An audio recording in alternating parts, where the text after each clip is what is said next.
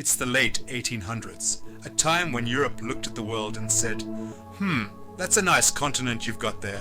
Mind if we take all of it? The Berlin Conference of 1884 was basically a continental buffet. Britain, France, Belgium, Germany, and others drew borders on maps like kids doodling during class. And just like that, Africa was divided, without asking a single African. Except for one problem: Ethiopia, the one African kingdom that looked at the colonial frenzy and said, "No thanks, we're good." It wasn't just luck. Ethiopia was old, really old, with emperors, churches carved out of stone, and a royal line that claimed descent from King Solomon himself. They weren't just some random tribe to push around. You see, Italy was new to the colonial game, fresh out of unification in 1861. Everyone else already had colonies, and Italy was like the kid who arrived late to the party but still wanted cake. So they looked across the Mediterranean and spotted Eritrea. Nice coastline, easy to reach, and not yet taken.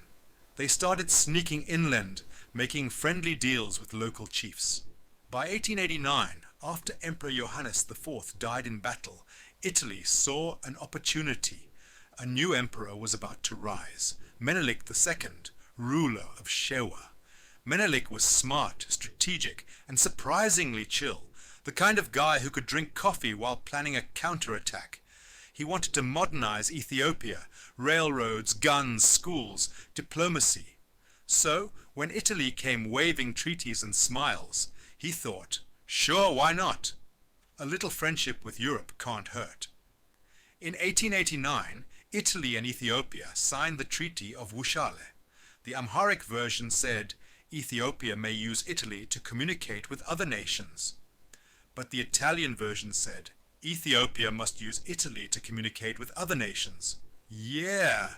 They basically added a sneaky clause that turned Ethiopia into an Italian protectorate, without telling Menelik. When Menelik found out, he was not amused.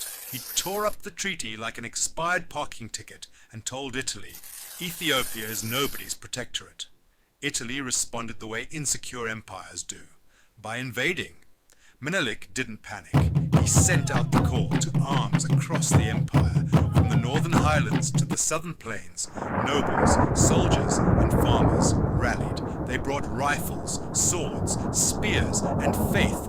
Ethiopia's population was united. Orthodox Christians, Muslims, and traditionalists, all fighting under one flag. By early 1896, Menelik had assembled one of the largest African armies ever seen, around 100,000 men and women compared to Italy's 17,000. This wasn't going to be a small border skirmish. This was going to decide whether Africa could ever resist Europe. The Italian general, Oreste Baratieri, was confident. After all, Europe had better guns, right? But he underestimated the terrain and the enemy.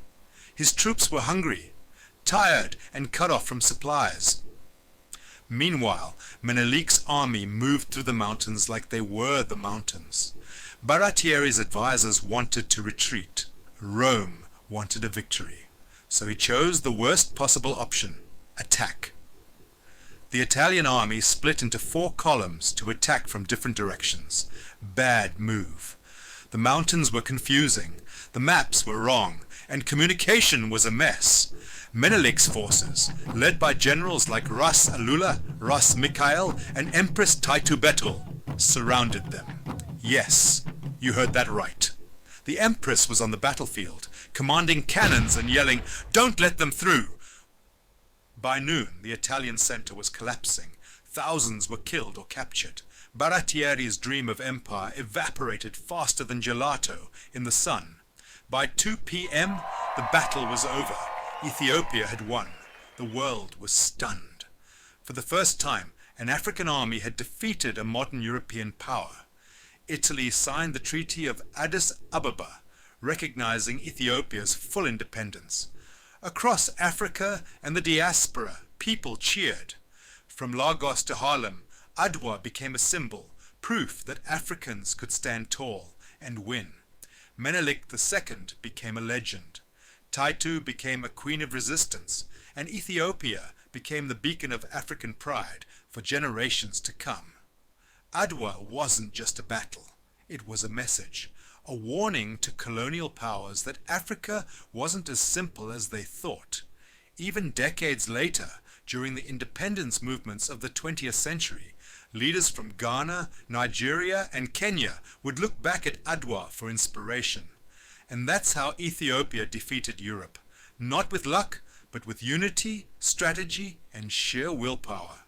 If you enjoyed this story, don't forget to like, subscribe, and share.